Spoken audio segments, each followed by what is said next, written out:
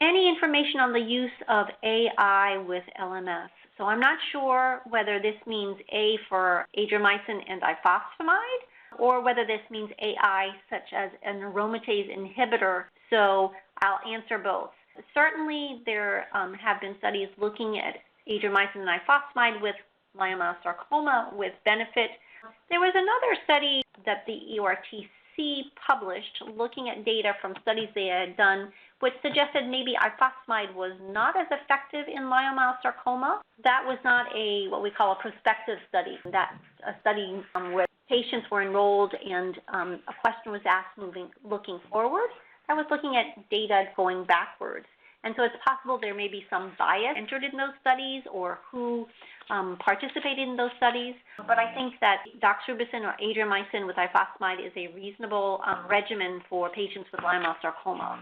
In terms of aromatase inhibitors, that is a form of anti-hormone therapy used commonly in breast cancer. And there are certain types of leiomyosarcomas that express hormone receptors.